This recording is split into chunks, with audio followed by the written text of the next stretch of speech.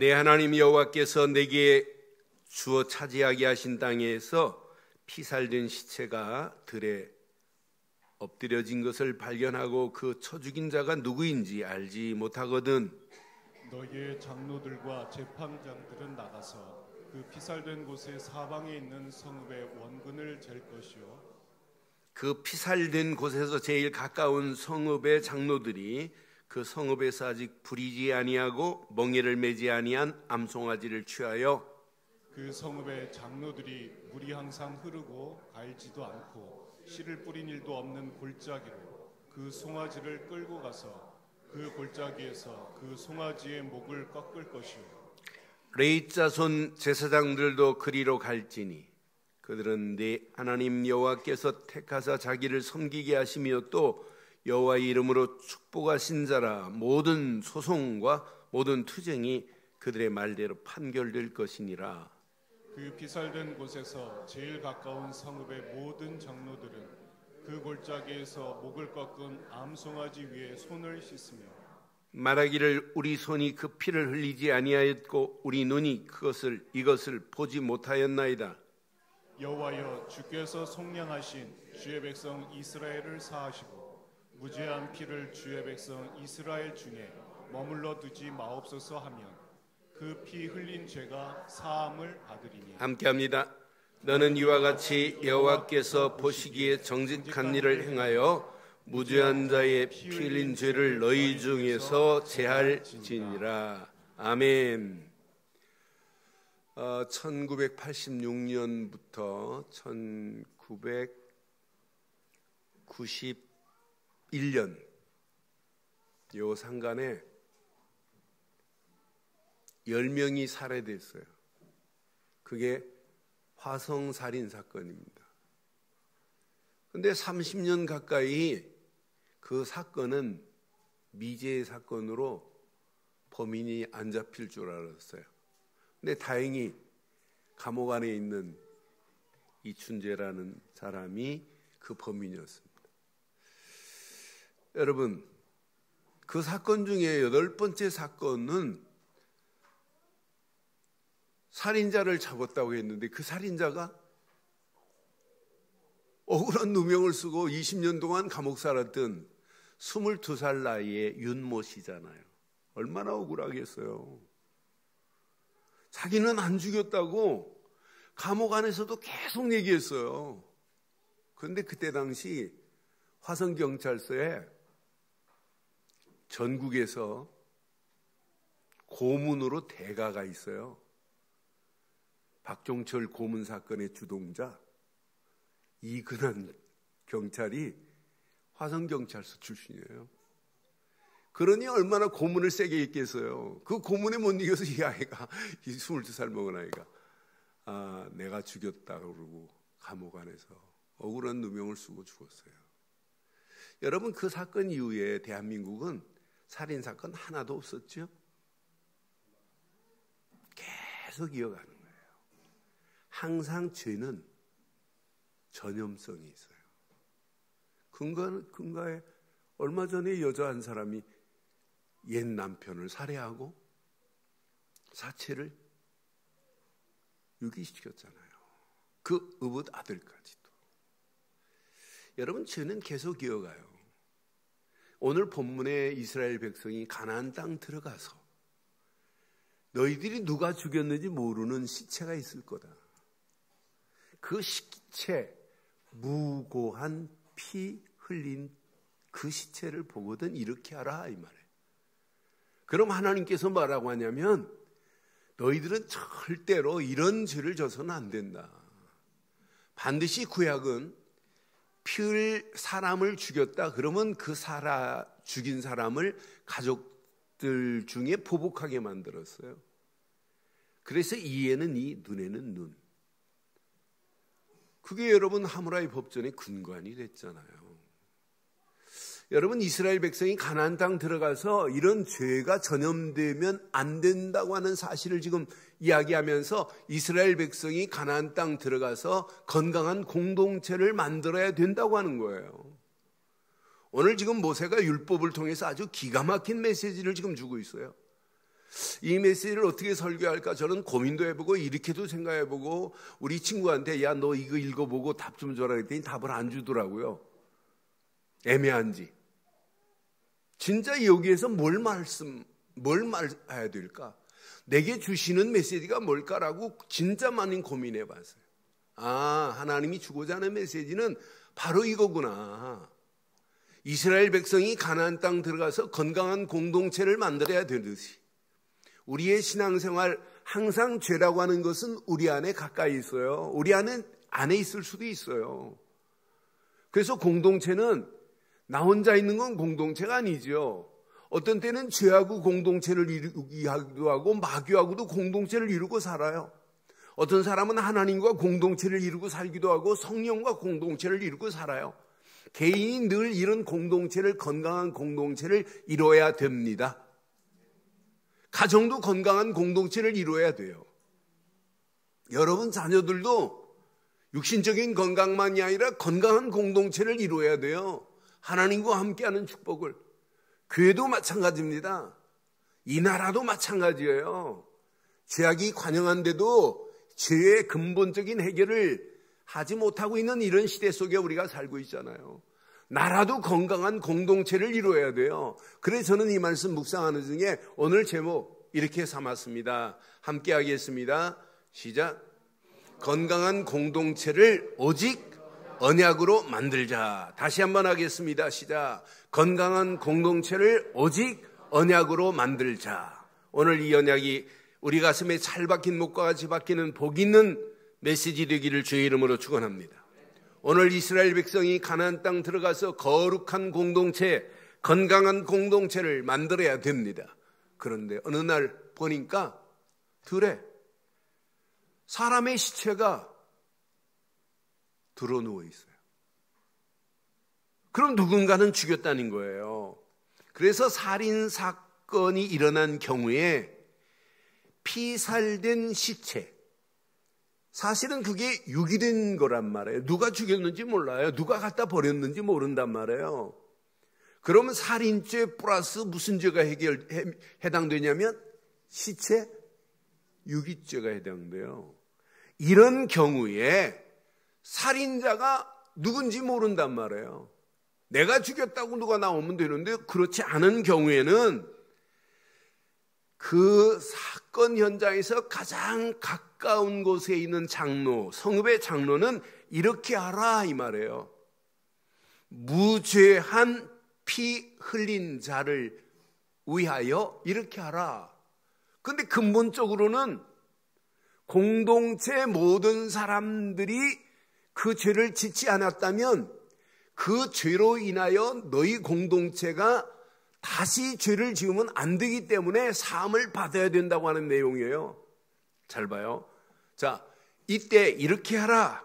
자, 분명히 피살된 곳에 가까이 있는 자는 이렇게 하래요. 여기 한번 3절부터 보겠습니다. 3절. 그 피살된 곳에서 제일 가까운 성읍의 장로들이 그 성읍에서 아직 시작 아직 부리지 아니한 거예요. 멍에를 매보지 아니한 암송아지를 취해서 그것도 성읍의 장로들이 물이 항상 흐르고 갈지도 않고 씨를 뿌린 일도 없는 골짜기면 사람이 다녔어요? 안 다녔어요? 이런 골짜기에 그 송아지를 끌고 가서 그 골짜기에서 그 송아지의 목을 꺾을 거다. 근데 여기에 그냥 가면 안 돼요. 그 다음 절 보니까 반드시 누가 가야 되냐면 레위 자손 제사장들도 장로들만 가지 말고 그리로 갈지라. 왜? 레위 자손 제사장들이 판결을 하고 선포를 해줘야 되거든요. 그들은 내 하나님 여호와께서 택하사 자기를 섬기게 하시며 또 여호와의 이름으로 축복하신 자라. 모든 소송, 모든 투쟁이 그들의 말대로 판결되기 때문에 장로들만 가면 안 되고 레위 자손 제사장들도 가야 돼요. 그 장소에 가서 암송아지의 목을 꺾어서 죽인 다음에 그 위에서 손을 씻을 것이고 7절 8절을 잘 기억하셔야 돼요. 말하기를 우리 손이 이 피를 흘리지 아니하였고, 이 말은 뭐예요?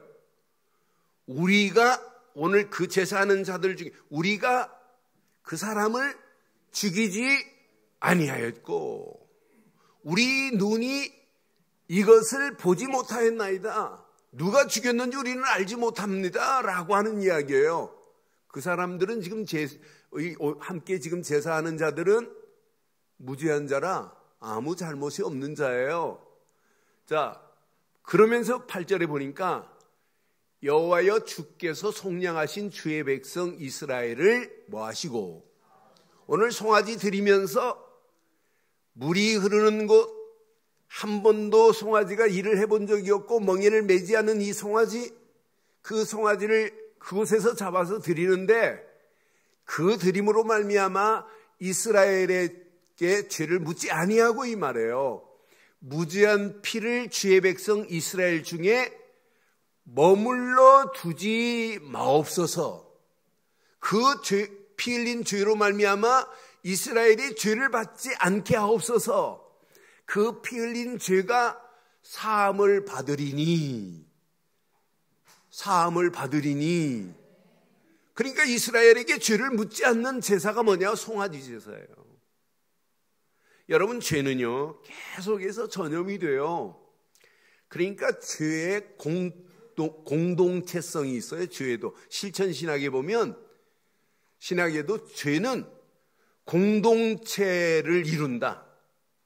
여러분, 죄는 참 희한한 거예요. 그래서 군대에서 내후반에서 한 사람이 잘못했다, 만약 보초 쓰다가 잤다, 그러면 잔 그만 기합 주는 것이 아니라 전체 기상시켜요. 잠자는 모든 내후반에 있는 그 병사들을 다 기상시켜가지고 기상, 완전군장, 연변장으로 모여. 그럼 무슨 죄, 뭐 때문에 그런지도 몰라요. 그러면 연변장에 가면 보초 쓰다 좋은 놈이 앞에 지금 기합 받고 서 있어요.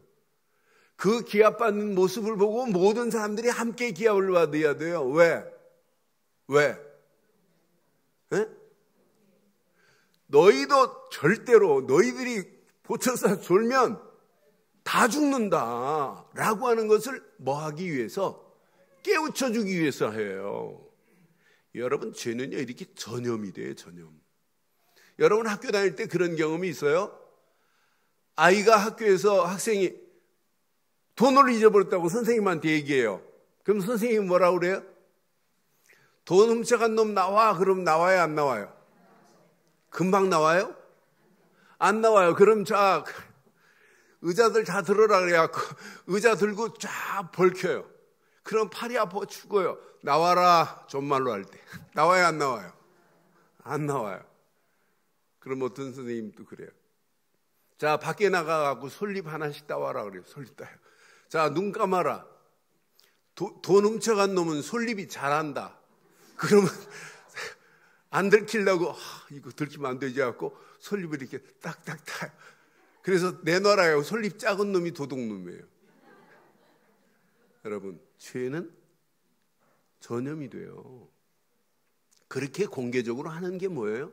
다시는 죄 지으면 안 된다고 하는 걸 알려주는 거예요. 죄가 이스라엘 공동체에 머물러 있으면 그 죄로 인하여 이스라엘 공동체는 파멸될 수 있어요. 내 심령에 죄가 머물러 있으면 이 죄는 점점점 번식을 해요. 점점점 나를 지배해요. 그래서 나를 죄악에 머물게 하고 멸망의 구렁텅으로 빠뜨리게 하는 것이 이놈의 죄란 말이에요.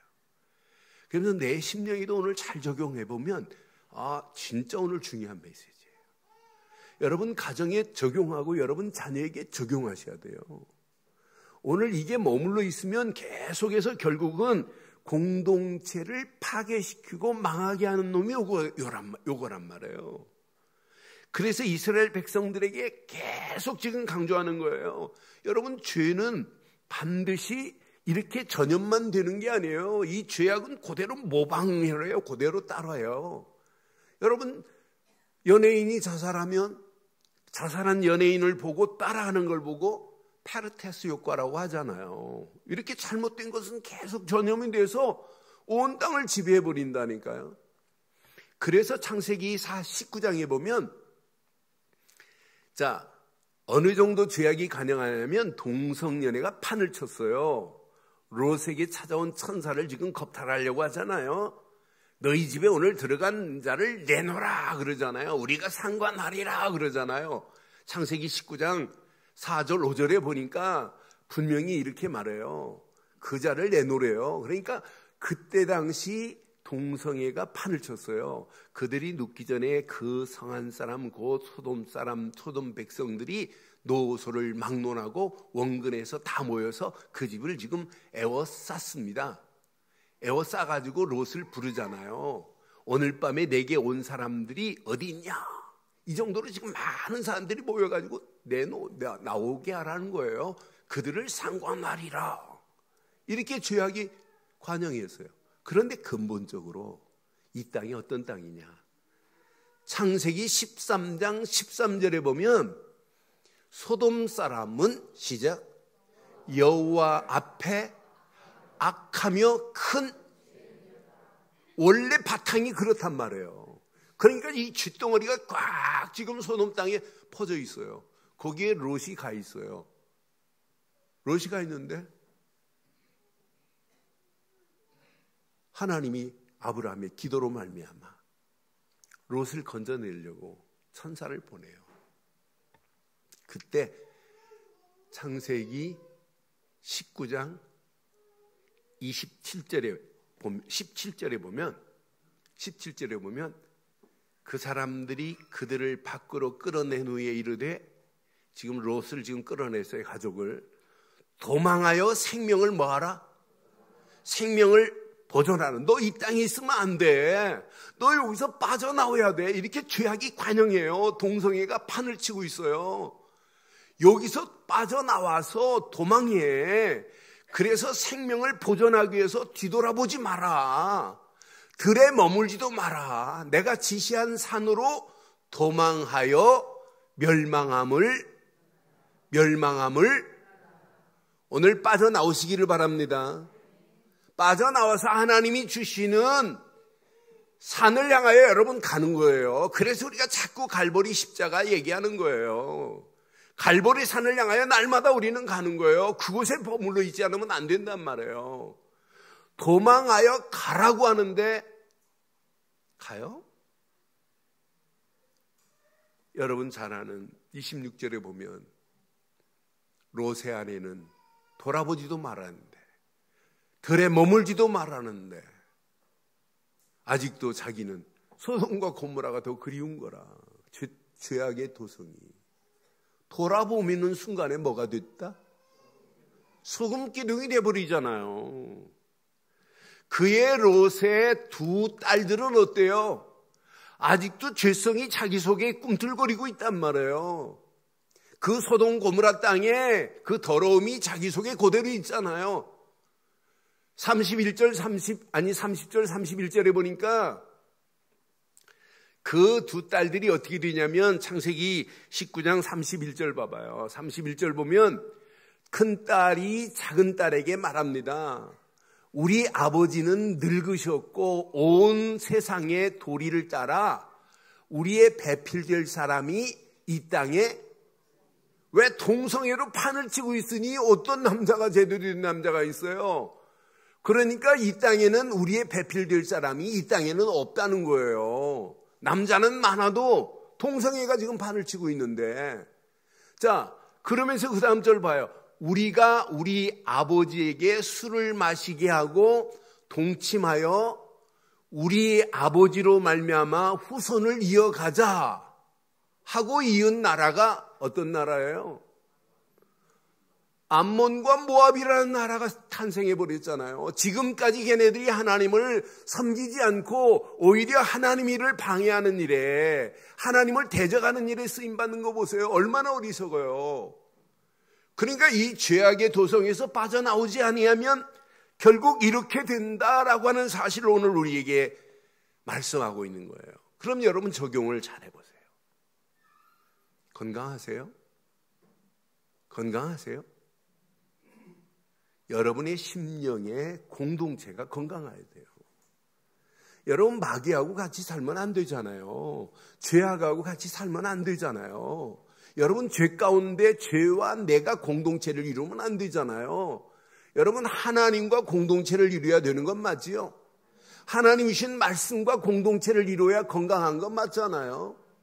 지금 세상 사람들은 하나님이 주신 거와 공동체를 이루지 않고 있어요. 개인마다. 오늘 개인에게 적용하면 여러분 큰 치유가 되어지고 놀라운 은혜와 축복과 평강이 넘치게 될 줄 확신합니다.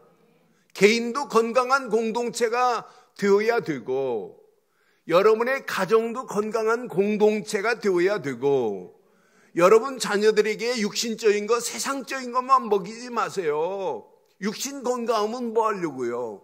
뭐 씨름식 선수 시키려고요? 여러분 영적으로 여러분 자녀가 건강해야 되는 건 맞지요? 영적으로 건강하게 키워야 돼요. 하나님과 어려서부터 공동체를 이루는 축복을 누려야 이 아이가 예배가 되고 삶이 예배가 되고 치유가 되어지고 많은 영혼들을 공동체, 하나님과 공동체를 이루고 살도록 공동체의 축복을 나누는 역사가 일어나게 되잖아요. 여러분 교회가 크다 적다 이게 지금 문제가 아니에요. 건강한 공동체가 되어야 될 줄 확신합니다. 그러니까 저는 진짜 내가 이 복음을 가지고 있다는 자체가 얼마나 행복한지 몰라요. 아침에 제가 엘리베이터 타고 내려오는데 저희 아파트에 코미디언 어떤 분이 사세요. 그런데 아침에 내려가는데 성경책도 안 가지고 내려가요. 그래서 아침 일찍 어디 가시는데요? 그랬더니 목사님 저 교회 간다고 그래요. 그래서 제가 목사인 줄 알거든요. 그래서 어느 교회 가시는데? 그랬더니 어느 교회래요. 그래서 차 시동 걸고 그 교회에 이렇게 찾아봤어요. 그래서 메시지를 다 듣고 왔어요. 참 대단한 교회. 다음 만나면 꼭 얘기해 주려고 그래요. 한 30분 메시지 듣고 운전하고 오는데 한 번도 복음을 말 안 하는데 야 대단하다. 역사 선생님 같더라고요. 구약의 창세기 17장에 그 어마어마한 메시지를 두고 역사 얘기만 하시는데 야 여러분 저는 복음을 내가 말하고 있다는 거 행복하고 복음을 듣고 있는 여러분 행복하고 이 복음을 전하는 것이 건강한 상태입니다. 그러니까 우리가 영적으로 늘 건강한 공동체를 이루어야 돼요. 교회도 영적 공동체를 이루되 건강한 공동체를 이루기를 바랍니다. 이 비밀을 가지고 이 나라를, 이 시대를 건강한 공동체로 만들어야 될 줄 확신합니다. 그래서 오늘 몇 가지만 한번 생각해 보세요. 건강한 공동체를 늘 확인하시고 만들기를 바랍니다. 확인하고 만들어야지 나는 건강한 공동체가 아닌데 어떤 사람을 건강하게 만들겠어요? 그렇잖아요. 그래서 건강한 공동체를 늘 확인하시고 만드는 한 주간의 시작이 되기를 주의 이름으로 축원합니다. 우리의 심령은 건강해야 돼요. 우리 안에 수조의 세포가 날마다 살아나고 죽고 살아나고 죽고 그래요. 어떤 과학자는 그럽디다. 세포가 어떤 건 이틀 살고 어떤 건 한 달, 많이 살아야 90일 이상 사는 세포가 없어요. 세포가 늘 생성이 돼야 돼요. 근데 세포가 죽어야 할 때 안 죽으면 그것이 암이 될 수 있다는 이야기를 하는데 저것도 틀린 말이 아니겠구나. 세포가 수명이 있어요. 수명대로 살다 죽어야 돼요. 그럼 날마다 세포가 생성돼야 되는 건 맞잖아요. 건강한 세포가. 그래서 영적으로 제가 생각해 봤어요. 야, 내 심령이 영적으로 늘 세포가 핵분열을 일으키고 있는가라는 질문을 제가 10월 초에 한번 묵상했어요. 하루. 그때 철야 예배 때 제가 이런 설교를 했어요. 오직 복음의 염색체가 내 안에 건강한가? 여러분, 우리에게는 영적으로 염색체가, 복음의 염색체로 건강을 찾아야 돼요. 그래서 이게 각인돼 버려야 돼요. 그러니까 우리가 이론이 아니에요. 주는 그리스도시요 살아계신 하나님의 아들이다. 우리는 그리스도만 해도 막 흥분이 돼야 정상이에요. 왜? 그리스도만이, 아무 죄도 없으신 그분만이 우리의 모든 더러운 죄를 다 해결하셨습니다. 가룟 유다가 죽으면서 제대로 말 한마디 하고 가요. 가룟 유다가 마태복음 27장 4절에 은 30냥에 예수를 팔고 자살하기 전에 이 말을 했습니다. 이르되 내가 무죄한 피를 팔고 죄를 범하였도다. 가룟 유다가 제대로 이때 한마디 해요. 그들을 이르되 이것이 우리에게 무슨 상관이냐 하고 네가 당하라 하고 이제 이 바리새인들과 이제 가룟 유다가 대화하는 내용이에요. 무죄한 피를 팔았던 죄를 내가 범하였구나. 예수님은 아무 죄도 없으셔요. 죄도 없는데 은 30냥에 그를 팔아서 십자가에 달리게 했어요. 그 십자가의 사건으로 말미암아 저와 여러분들의 모든 죄덩어리는 완전히 끝이 나버린 줄 확신합니다. 분명히 우리는 죄와 사망의 법으로 완전히 지옥 갈 인생들 아니에요. 로마서 8장 1절 2절에 보면 기가 막히잖아요. 그리스도 예수 안에 있는 자에게 결코 정죄함이 없나니. 모든 죄는 다 깨끗하게 된 줄 확신합니다. 누가 우리를 정죄할 수 있어요? 정죄 못해요. 다 끝났습니다. 왜? 2절에 보니까 이는 그리스도 예수 안에 있는 생명의 성령의 법이 죄와 사망의 법에서 너를 해방하였느니라. 요한일서 1장 9절에도 분명히 말씀합니다. 만일 우리가 우리 죄를 자백하면 그는 미쁘시고 의로우사 우리 죄를 사하시며 우리를 모든 불의에서 깨끗하게 하신 줄 확신합니다. 모든 죄에서 다 깨끗함을 받게 된 줄 확신해요. 이 죄덩어리는 전염성이 있기 때문에 이 죄가 해결될 수 있는 길은 하나밖에 없어요. 모든 죄와 사망의 법에서 그리스도께서만이 저와 여러분들의 참 제사장이 되셔서 모든 죄에서 우리를 깨끗하게 하신 줄 확신합니다. 그 부분은 죄만 해결했어요? 아닙니다. 나는 길이요 진리요 생명이니 나로 말미암지 않고는 아버지께로 올 자가 없다. 예수를 그리스도로 믿지 않고는 누구도 하나님 앞에 갈 수 없는데 그분은 저와 여러분들의 참 선지자가 되셔서 하나님 만나는 새로운 살 길을 내주신 줄 믿습니다. 그분이 아니면 우리가 어떻게 하나님 만나는 길이 열려요? 그분을 믿음과 동시에 죄는 다 사함받고 하나님 만나는 새로운 살 길이 열려진 줄 믿습니다. 살 길만 열려졌어요?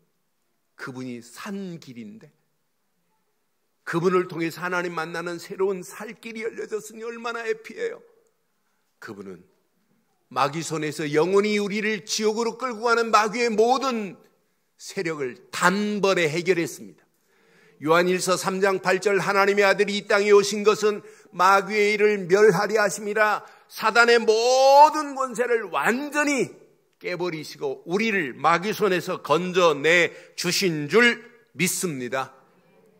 그러니 예수를 그리스도로 믿는 순간에 우리의 영적 상태는 건강한 세포가 계속 생성되는 거예요.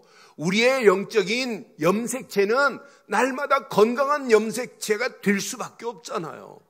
이게 각인됐다 어떤 역사 일어나겠어요. 영적으로 건강해야 예배가 돼요. 영적인 세포가 내 안에 꿈틀거려야만이 여러분 예배가 되고 예배에 말씀이 담겨지고 은혜가 되고 날마다 평강이 이루어지고 날마다 예수 안에서 행복을 누리는 게 이게 인생 되기를 바랍니다. 아니 예수 없이 어떻게 행복해요? 아니 예수를 그리스도로 믿지 않고 우리의 영적인 상태가 어떻게 바뀌어지냔 말이에요.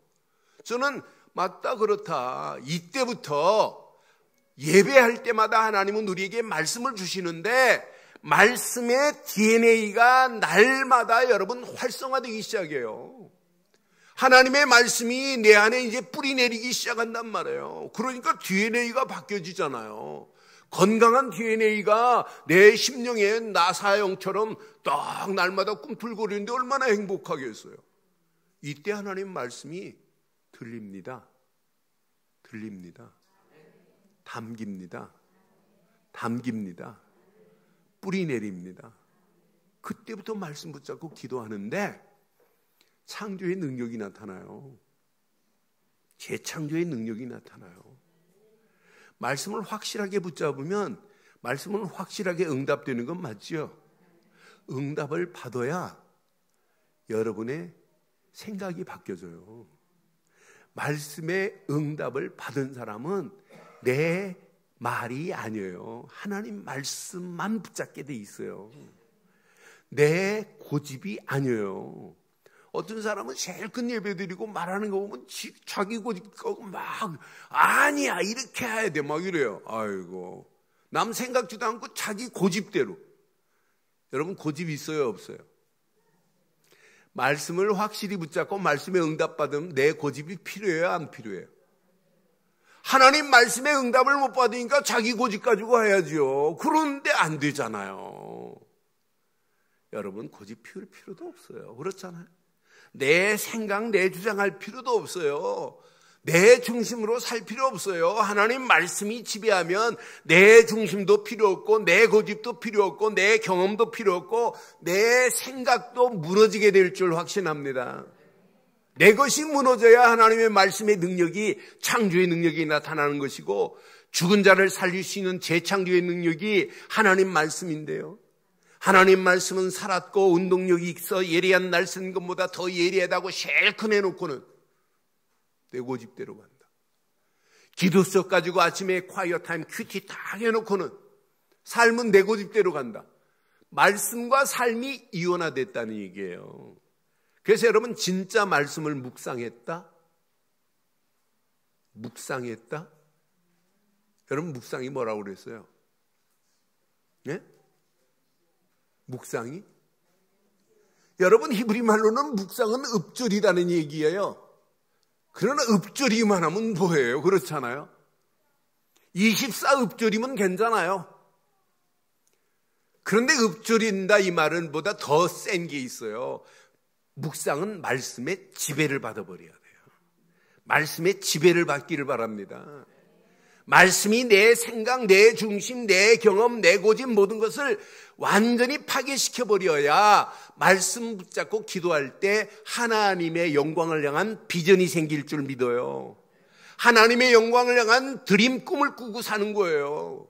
이 비밀을 가지고 하나님의 영광을 향한 미래의 청사진을 그리고 도전하는 겁니다. 이때 하나님은 말씀 그대로 반드시 성취되게 될 줄 확신합니다. 한 주간 말씀의 DNA가 여러분 심령 속에 날마다 꿈틀거리기를 주의 이름으로 축원합니다. 그때 말씀의 뿌리가 깊이 내려져요. 마지막 이 말씀 붙잡고 조금만 기도해 보세요. 기도로 진짜 집중해 보세요. 여러분의 심령에 성령의 유전자가 꿈틀거리는 정도가 여러분의 체질을 바꿀 줄 확신합니다. 그러니까 우리의 성향은 이제 성령의 유전자가 내 안에서 건강하게 막 활동해버려야 돼요. 여러분 신앙생활 성령만큼 완벽한 게 어디 있겠어요? 저는 그래서 예수님이 부활하시자마자 우리에게 주신 메시지 중에 사도행전 1장 8절을 제일 좋아해요. 어떤 데는 상가집 가가지고 봉투 쓸 때도 하나님 이 장례식이 사도행전 1장 8절이 성취되는 장례식이 되게 하옵소서 이렇게 써요. 사도행전 1장 8절이 없다면 나는 못 살아요. 복음 깨닫고 나니까 오직 성령이 내게 필요하고, 오직 성령 안에 있기만 하면 권능을 하나님이 주실 것 확신하고, 이것 가지고 예루살렘과 온 유다와 사마리아 땅끝까지 이르러 증인될 것을 약속했으니 요거 붙잡고 가기만 하면 하나님이 역사할 줄 확신합니다. 내 수준과 관계없이 성령 충만이 나를 지배해버리면 끝나게 돼 있어요. 성령의 지배를 못 받으니까 여러분 내 말을 하는 거지요. 성령 충만 받고 나면 목 내놓고도 하나님의 일을 할 수 있어요. 그렇잖아요. 오늘 사도행전 4장 8절에 보니까 베드로가 지금 종교재판 자리에 끌려갔습니다. 너 왜 안진뱅이 일으켰어? 왜 예수 얘기했어? 하고 막 지금 종교재판 자리에 신문하잖아요. 그때 베드로가 뭐라고 그래요? 자기 말 하는 게 아니에요. 사도행전 4장 8절에 보니까 이에 베드로가 시작. 성령이 충만하여 이르되 백성들의 관리들아 이렇게 하는 거예요. 백성들의 장로들아 지금 말하는 거예요. 야 너희들이 버린 모퉁이의 머릿돌이 누군 줄 알아? 그분이 바로 그리스도야 이 바보들아. 다른 이로는 구원받을 수 없어. 천하인간의 구원받을 만한 이름을 하나님이 주신 적이 없단단 말이야 하고 지금 담대하게 말하는 거 봐요. 여러분 안 풀릴수록 여러분 고민하지 마세요. 더 깊이 들어가세요.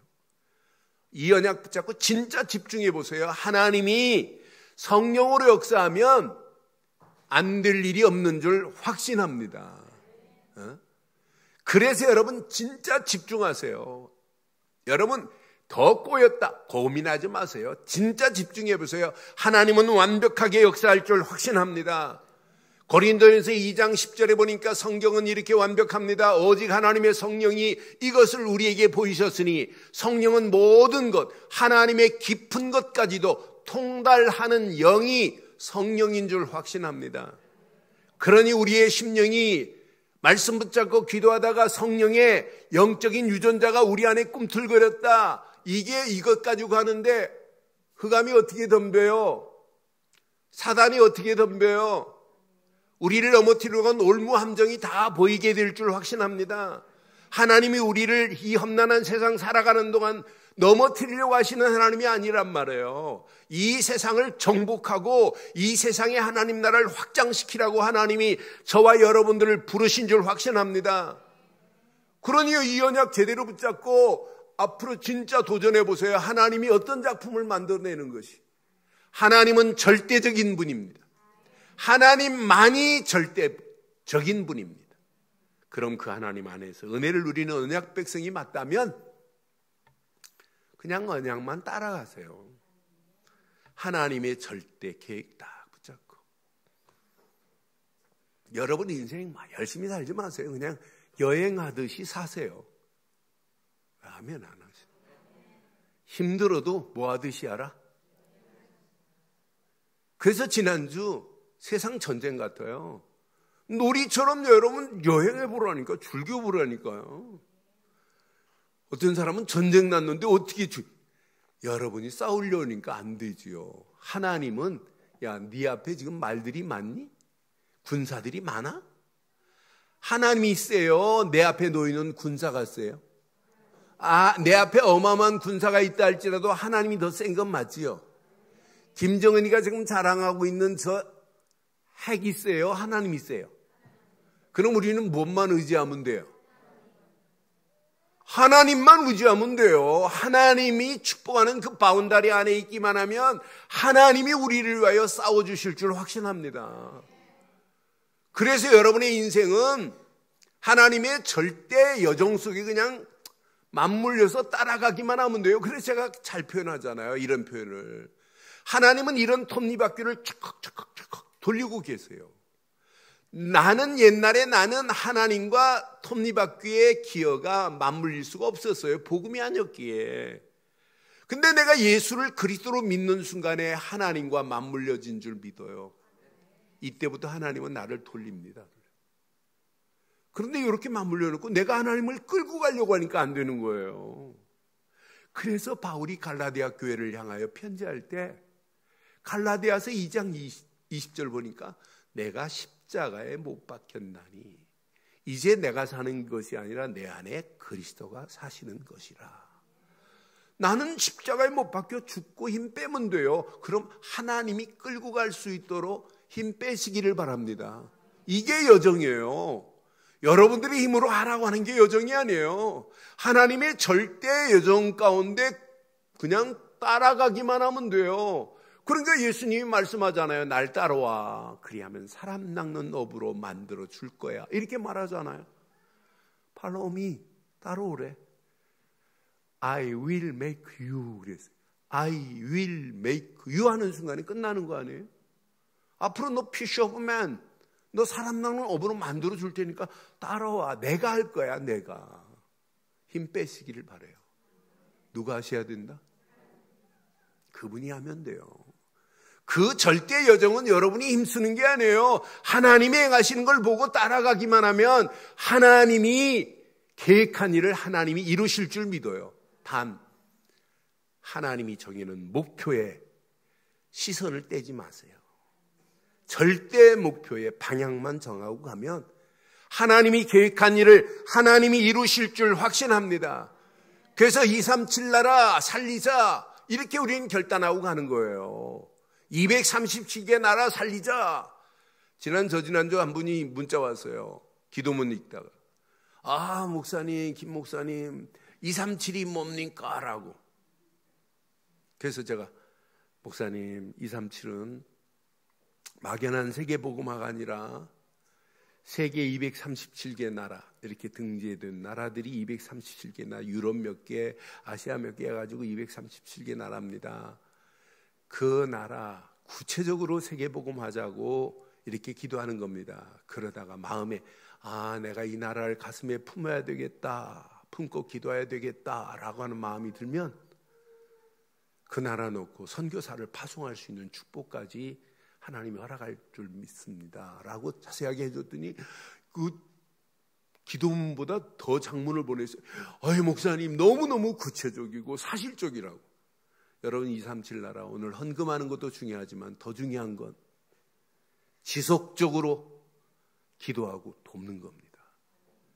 그래서 237개 나라 선교사가 파송되는 그날까지 237개 나라 모든 세계가 일어나서 예수가 그리스도라고 말하는 그날까지 우리는 이 비밀을 말아야 될 줄 확신합니다. 오늘 결론을 내리겠습니다. 힘 빼세요.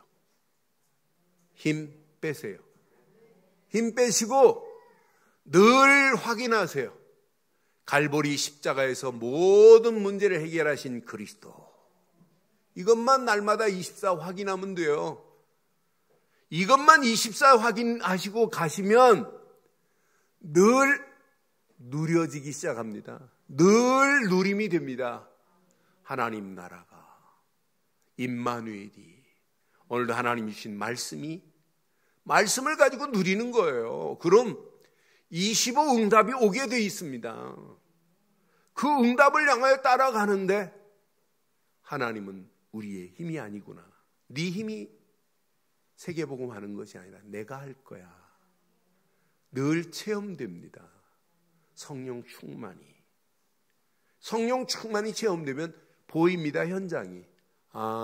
죄 가운데 빠져져 죽어가는 영혼들, 온 개인도 가정도 시대도 죄악 가운데 끌려가는구나. 저 현장을 살리는 일에 쓰임받아야 되겠구나 라는 영적인 서밋의 자리까지 하나님이 저와 여러분들을 인도하실 줄 확신합니다. 그 안에서 승리하는 저와 여러분들 되시기를 주의 이름으로 축원합니다.